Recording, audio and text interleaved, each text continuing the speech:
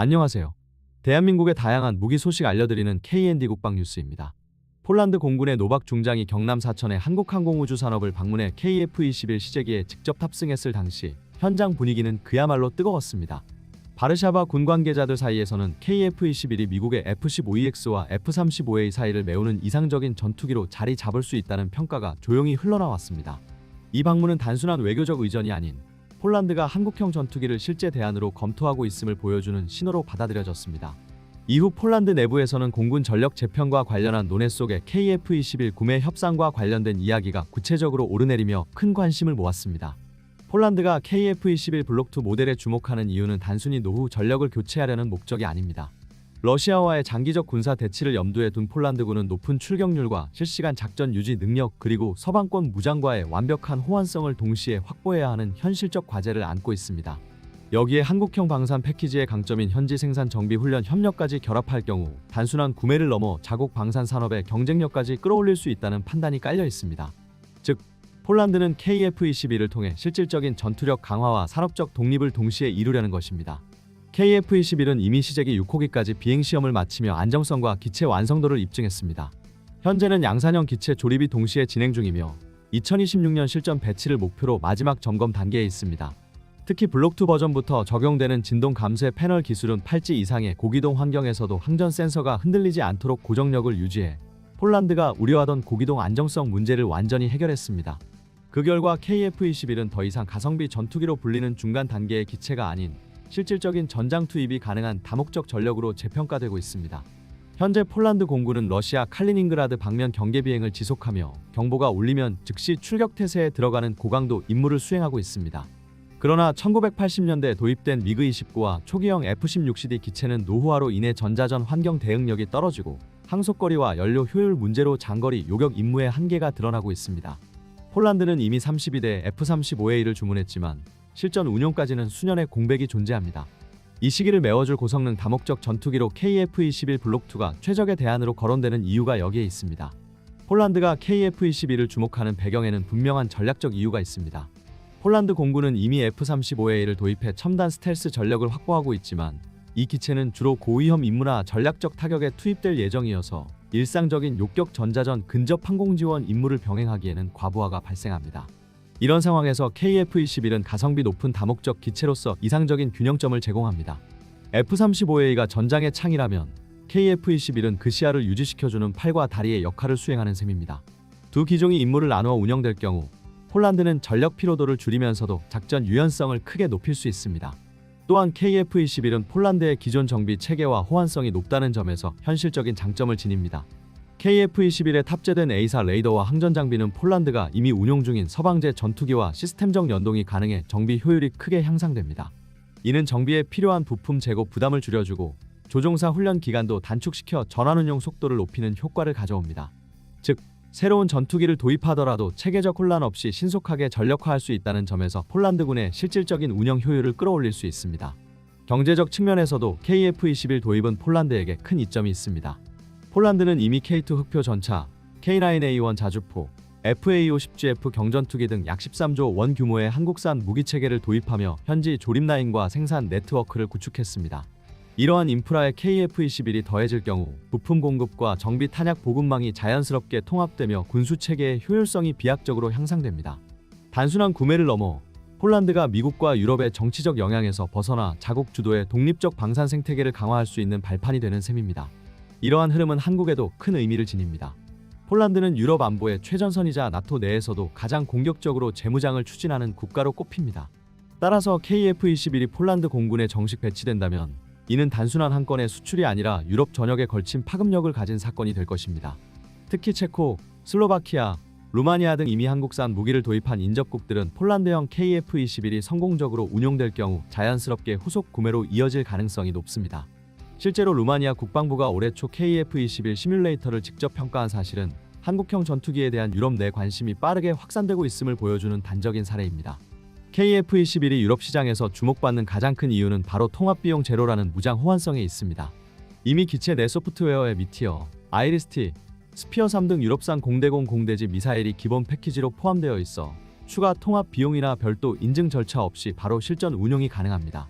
이는 방위비 절감이 절실한 유럽 각국에게 큰 장점으로 작용하며 KF-21이 유럽 차세대 전투기 시장의 새로운 기준으로 부상할 가능성을 더욱 높이고 있습니다. KF-21 개발 또한 놀라울 정도로 안정적으로 진행되어 왔습니다.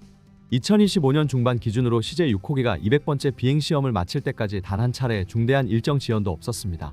특히 스마트 와이어링 키트 기술의 도입으로 배선 중량이 대폭 줄어들었고 확보된 여유 추력은 무장 탑재 효율 향상으로 이어졌습니다. 이 결과 KF-21은 단순한 4.5세대 전투기를 넘어 실제 작전에서 폭넓은 무장 운용이 가능한 고성능 전력으로 자리매김하고 있습니다. 폴란드가 가장 강하게 매력을 느끼는 부분은 산업협력 패키지입니다. 단순한 전투기 구매가 아니라 현지 생산과 정비, 소프트웨어 업데이트까지 포함된 완전 이전형 모델이 제시된 상태입니다. 폴란드 우치 항공단지에서는 전체 기체 구조물의 4분의 1 이상을 생산하게 될 예정이며 엔진 MRO 센터와 미사일 통합 시험시설까지 현지화하는 방안이 논의 중입니다. 폴란드 정부는 이미 2029년 이전 가동을 목표로 협의에 착수했으며 이는 단순한 기술 도입을 넘어 자국 항공산업의 자립을 강화하는 계기가 될 것으로 전망됩니다. KF-21의 전투력 역시 폴란드의 작전 환경과 이상적으로 맞아떨어집니다. F-35A가 스텔스 성능에서는 우위지만 속도와 가속력에 제약이 있는 반면 KF-21은 분리형 스텔스 패널 구조를 채택해 저피탐 성능을 확보하면서도 고속 기동이 가능합니다. 즉, 탐지 단계에서는 스텔스기로서의 생존성을 유지하고 교전 단계에서는 고속기처럼 즉각적인 응답성을 발휘하는 균형형 플랫폼인 셈입니다. 이러한 특성은 러시아 전자전 재밍 상황에서도 짧은 시간 안에 고도 상승과 요격태세 전환이 가능한 기동성을 제공하며 실제로 폴란드가 상정하는 북부전선 시나리오에서 높은 실효성을 보이고 있습니다. 이와 함께 카이와 LIGNX1이 공동 개발 중인 250km급 장거리 공대지 미사일이 블록2형에 탑재될 예정으로 폴란드는 이를 통해 내륙 기지에서 발트해 연안의 방공망을 직접 타격할 수 있는 새로운 킬체인 체계를 확보하게 됩니다.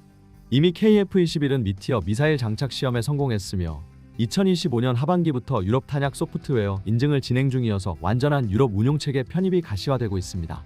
비슷한 예로 인도가 라팔 전투기 계약 시 현지 정비와 기술 이전을 조건으로 프랑스에 요구했던 협력 모델이 있습니다. 그러나 실제 실행 과정에서 비용 증가와 일정 지연이 이어지며 현지 산업 효과가 제한적이었습니다. 이에 비해 한국의 KF-21 협력하는 생산 라인, 정비 인프라, 소프트웨어 업데이트까지 통합적으로 설계돼 훨씬 현실적이라는 평가를 받습니다. 또 다른 사례로 터키의 TFX 프로젝트는 장기화된 기술 이전 협상 문제로 속도가 크게 지연되고 있지만 KF-21은 이미 검증된 플랫폼으로 신속한 실전화가 가능하다는 점에서 차별성을 갖고 있습니다. 물론 해결해야 할 과제도 존재합니다. 블록2형의 완전한 공대지 타격 능력 확보에는 2년 이상의 시험평가 과정이 필요하며 영하 40도에서도 안정적으로 작동해야 하는 열화상 장비 검증이 필수적입니다. 이에 대비해 한국항공우주산업은 시베리아 지역에서 혹한 데이터 축적을 진행 중이며 2025년부터 이동형 실험 플랫폼을 투입해 폴란드와 유사한 겨울 기후 조건에서의 실전 운용성을 입증할 계획입니다. KF-21의 경쟁력은 성능뿐 아니라 가격 대비 효율성에서도 뚜렷하게 드러납니다. 폴란드가 도입 중인 F-35의 32대 총계약 규모는 훈련 정비 패키지를 포함해 약 116억 주어티, 하나로 약 5조 원에 달합니다. 반면 KF-21 블록2는 현지 생산과 부품 조립을 포함한 산업협력형 모델 기준으로 약 88억 주어티, 즉 3조 8천억 원 수준으로 평가됩니다. 비용 부담이 30% 이상 줄어드는 셈이지만 폴란드는 이미 미국과의 안보 상호보장 조항에 따라 F-35A 사업을 유지해야 하는 상황입니다. 이에 따라 KF-21을 48대 규모로 추가 도입해 2개 전투비행대대를 완편하는 방안이 물밑에서 논의되고 있습니다. 폴란드가 단순한 가격 경쟁력보다 혹한기 작전 신뢰성에 주목하는 이유도 분명합니다. 폴란드의 겨울은 영하 30도에 이르는 혹한 환경으로 전자장비가 결빙되면 작전 효율이 급감합니다. 이에 대해 한국은 강원도 인제에서 영하 25도, 고습도 조건의 실증 비행 데이터를 확보했으며 이 과정에서 A사 레이더와 통신 안테나의 재가열 효율을 11% 높이는 데 성공했습니다. 이는 한국항공우주산업이 다중단열 패널과 신소재 복합 소재를 결합해 혹한기 운용성을 극대화한 결과로 폴란드가 원하는 실전 신뢰성을 입증한 대표 사례로 평가됩니다. 최근 폴란드의 안보 상황은 KF-21 도입 논의에 더욱 힘을 실어주고 있습니다. 얼마 전 폴란드 영공에서는 러시아 전투기가 국경선을 침범하는 사건이 발생했으며 제-23 전술항공대대는 즉각 한국산 FA-50을 긴급 출격시켜 미그-29 전투기와 함께 이를 차단했습니다. 이 사건은 나토 동맹국의 경계태세를 강화시키는 계기가 되었고 동시에 폴란드가 한국산 무기체계를 신뢰할 수 있는 실전적 자산으로 인식하고 있음을 보여주었습니다. 러시아가 최근 루마니아와 리투아니아 인근에서 잇따라 영공을 침범하며 긴장을 고조시키자 폴란드 내부에서는 항공전력 확충 요구가 급격히 높아지고 있습니다. 나토의 최전선에 선 폴란드는 현재 F-16CD와 F-A-50 일부 그리고 아직 실전 배치가 완료되지 않은 F-35A 32대를 운용 중이지만 전력 공백이 여전히 뚜렷한 상황입니다. 이런 가운데 라돔 공군기지에서 발생한 F-16 추락 사고는 폴란드 전역에 큰 충격을 안겼습니다. 에어쇼 리허설 중 화재로 기체가 추락했고 조종사가 순직하면서 노후화된 전투기와 정비 체계의 문제점이 다시 부각되었습니다. 이를 계기로 미국산 기체의 신뢰성에 대한 회의가 커지며 폴란드가 새로운 대안을 모색하는 분위기가 형성되었습니다. 이후 폴란드의 관심은 자연스럽게 한국산 전투기, 특히 KF-21 보라매로 향하고 있습니다. 성능뿐 아니라 현지 생산 정비 체계 구축이 가능한 산업협력 모델이라는 점에서 KF-21은 단순한 수출 기체를 넘어 폴란드의 방공 전략을 재편할 실질적 대안으로 부상하고 있습니다. 우크라이나가 오랫동안 서방에 요청해온 F-16 전투기가 마침내 전장에 등장했습니다. 3년 넘게 준비해온 끝에 덴마크와 네덜란드에서 전환 훈련을 받은 우크라이나 조종사들이 러시아 공습을 저지하기 위해 실전에 나선 것입니다. 네덜란드가 먼저 넘겨준 6대의 기체 중 일부가 이번 주 처음으로 출격해 러시아가 퍼부은 대규모 공습에 대응하며 순항미사일 요격 임무에 투입됐습니다.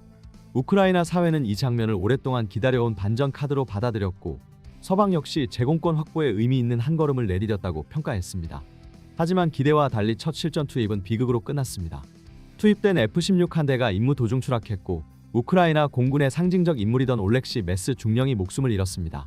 미국 월스트리트 저널은 미 정부와 우크라이나 관계자를 인용해 조종사 한 명이 사망했다고 전했고 우크라이나 공군도 장례 사실을 확인했습니다. 사고 원인을 두고는 엇갈린 해석이 나오고 있는데 일부 외신은 조종사 실수를 가능성으로 언급했으나 CNN은 군 내부 소스를 인용해 조종사 과실을 부인했습니다. 미 정부 관계자는 러시아의 직접적 격추 흔적은 발견되지 않았다고 설명했습니다. 이번에 전사한 메스 중령은 단순한 조종사 이상의 존재였습니다. 그는 오랜 기간 미그 29를 조종해온 베테랑이자 국제사회의 F-16 지원을 호소해온 대표적 인물이었습니다. 작년 서방의 지원이 확정되자 덴마크에서 전환훈련을 받았고 지난 8월 우크라이나에 도착한 기체와 함께 최전선에 배치되었습니다. 비극 직전에도 순항미사일 3기와 드론 1기를 요격하며 민간 피해를 막아냈던 그였지만 추락으로 인해 우크라이나는 13명뿐인 F-16 조종사 중 1명을 잃었고 가형 전투기도 6대에서 5대로 줄어드는 손실을 피할 수 없었습니다. 전문가들은 이번 사건을 단순한 사고로 보지 않습니다. 소련제 미그-29와 미국제 F-16은 조종체계와 비행 제어 시스템이 완전히 다르기 때문에 충분한 훈련 없이 실전에 투입하는 것은 위험이 따를 수밖에 없다는 겁니다. 미그-29가 중앙 스틱과 기계식 유압을 기반으로 한다면 F-16은 사이드 스틱과 디지털 플라이바이 와이어를 적용한 대표적 4세대 전투기입니다. 짧은 기간의 훈련만으로 이러한 차이를 완전히 극복하는 것은 사실상 불가능에 가까웠다는 분석이 힘을 얻고 있습니다. 여기에 최근 동유럽에서 도입한 한국산 FA-50 사례가 다시 주목받고 있습니다. 폴란드는 이미 FA-50을 나토 체계와 결합해 운용하면서 서방 무기와의 상호운용성 문제를 해결했고 동시에 미국과의 군사적 협력도 유지했습니다.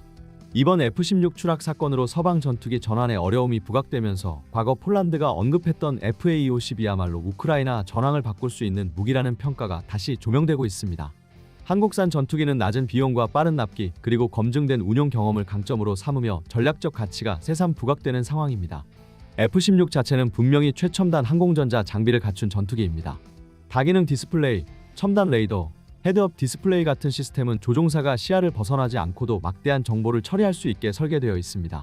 그러나 우크라이나가 기존의 주력으로 쓰던 미그-29는 단순한 아날로그 계기에 크게 의존하는 기체였습니다. 손에 익은 플랫폼과의 유사성이 10%도 되지 않는 새로운 기체로의 전환을 단기간에 해낸다는 건 극도로 무리한 과제였으며 한국 공군조차 과거 F-16 전환 시 최소 28주 이상 교육이 필요했던 경험이 있었습니다. 결국 미그-29에 익숙했던 조종사들이 1년 남짓한 훈련만으로 F-16을 완벽히 다루기에는 한계가 뚜렷했습니다. 메스 중령이 러시아 공습에 맞서 급박하게 출격한 상황에서 기체 차이에 따른 숙련도의 한계가 사고로 이어졌을 가능성을 전문가들은 지적합니다. 실제로 경험 많은 베테랑일수록 전환 과정에서 초보자보다 더 큰 혼란을 겪는 사례도 과거 여러 차례 있었습니다. 우크라이나 조종사들에게는 조종석의 차이만이 문제가 아니었습니다. 전투기의 기본 시스템 언어부터 교신 교범까지 모두 영어 기반으로 바뀌면서 사실상 공군 초급생처럼 기초 항공 용어를 새로 익히는 상황에 놓인 것입니다.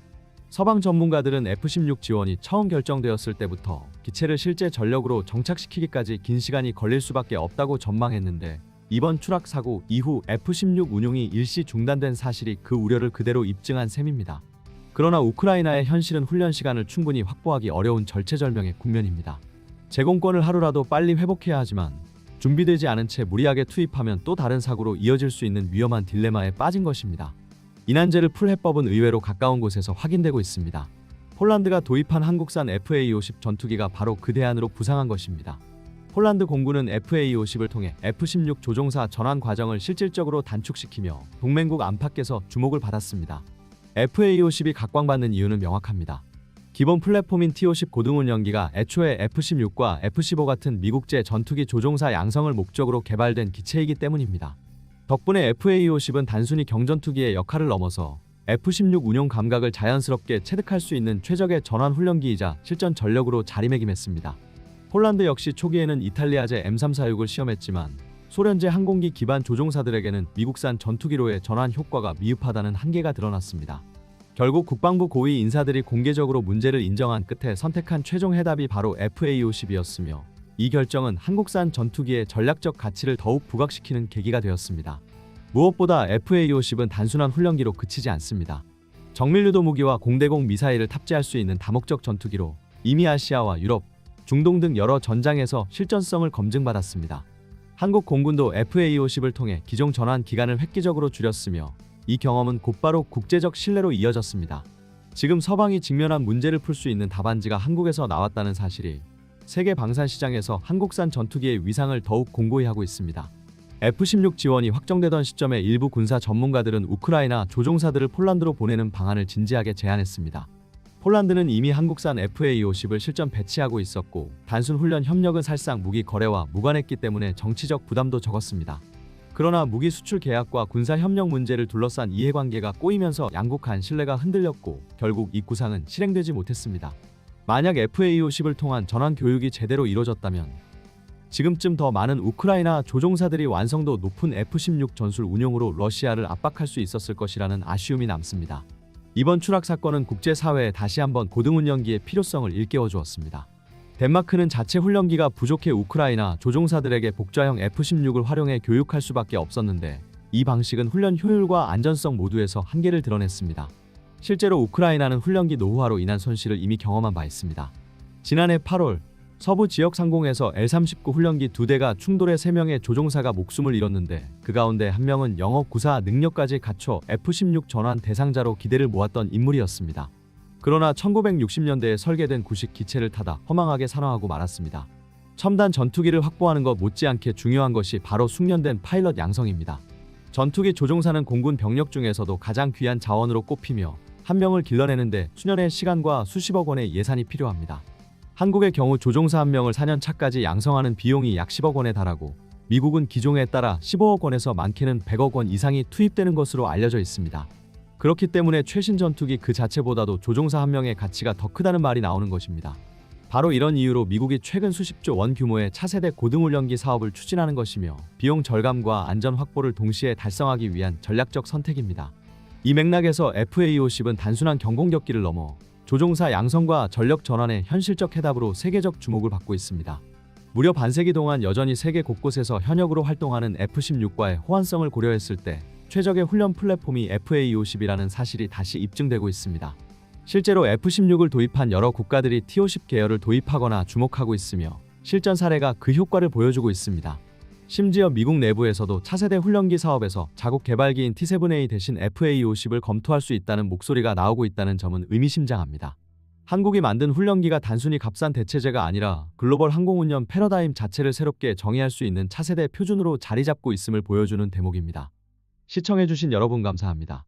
구독, 좋아요, 후원은 콘텐츠 제작에 큰 도움이 됩니다. 더 다양한 국방 소식으로 찾아뵙겠습니다. Hard in the motherfucking paint, nigga.